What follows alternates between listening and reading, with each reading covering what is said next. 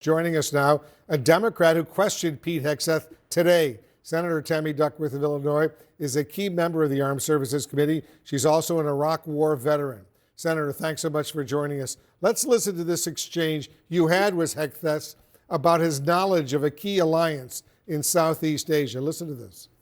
What is the highest level of international security agreement that you have led?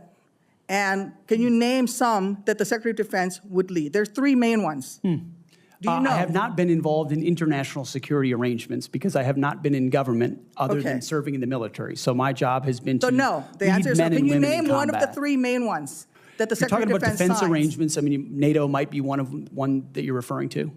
Status of Forces Agreement would be one of them. Status of Forces Agreement. I've been a part of teaching about Status of Forces Agreements. But you don't remember to mention it? You're not qualified, Mr. Hegseth.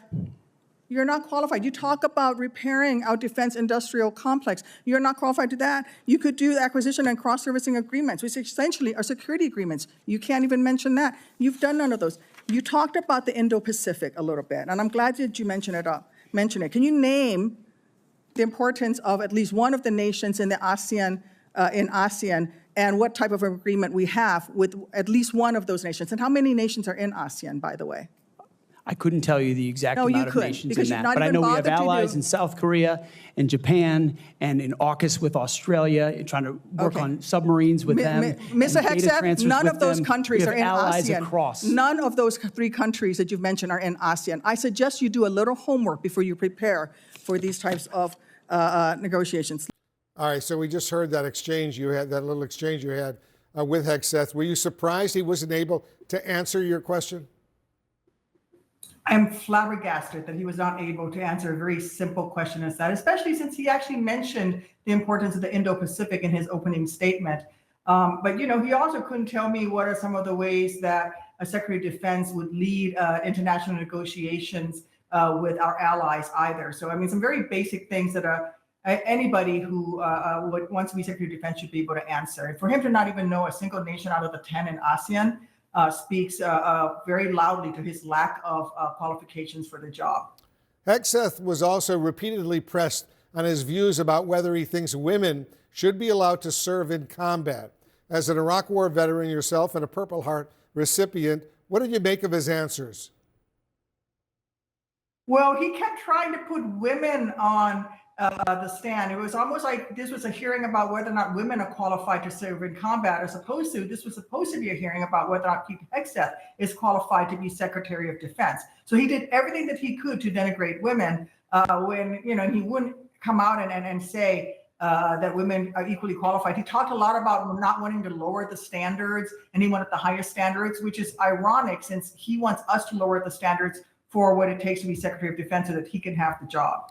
You called Hegseth, Senator, wholly unprepared to become the U.S. Defense Secretary.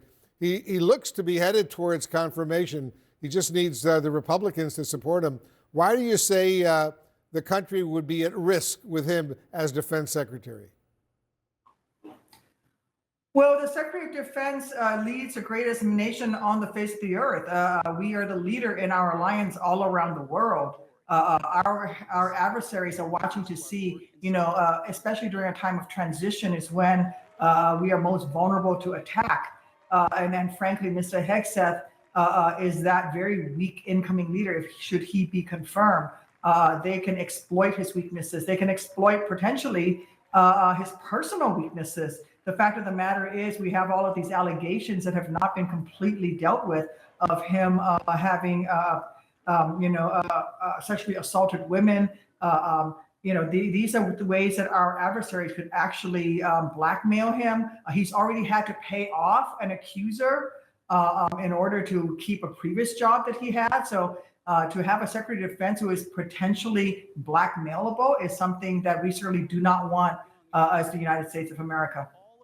What do you say, Senator, to your Republican colleagues who appear willing to confirm Hegseth despite serious questions about his qualifications and allegations of drunkenness and sexual assault? I am deeply, deeply disappointed should any of my Republican colleagues vote to confirm this man. especially those who are on the Armed Services Committee, because we are a very bipartisan committee. I respect my colleagues, but the fact of the matter is they can't on one hand talk about upholding standards and then on the other hand talk about lowering the standards to confirm someone who's not qualified to be Secretary of Defense. Basically, what I would say to my colleagues is stop praying at the altar of MAGA and let's put the country above self and your personal political ambitions. I want to play that clip from Republican Senator Markwayne Mullin. During the hearing, we mistakenly played it a little bit earlier, but I want to play it again. Listen and watch this. Senator Kaine, or I guess I better use the senator from Virginia, starts bringing up the fact that what if you showed up drunk to your job? How many senators have showed up drunk to vote at night? Have any of you guys asked them to step down and resign from their job? Senator, how do you respond to that? Well, again, the Republicans kept trying to put other people on the stand to make them say that they're qualified to do their jobs. And then Senator Mullin actually said that there were no qualifications necessary to be Secretary of Defense. And I would disagree with him because one of the qualifications to be Secretary of Defense is actually to be confirmed by the United States Senate and to convince the members of the United States Senate that he's qualified to do the job. And certainly he did not convince me today that he is capable of doing the job. And that's just like saying, oh, well, somebody else is drunk at their job, so it's okay for me to be drunk at my job. I mean, what kind of I would accept that type of argument from my 6-year-old, if she says, oh, well, he pushed me, so I pushed him. I certainly don't want that to be the argument for why we confirm somebody to be Secretary of Defense. Senator Tammy Duckworth, thanks so much for joining us. Thanks for having me on.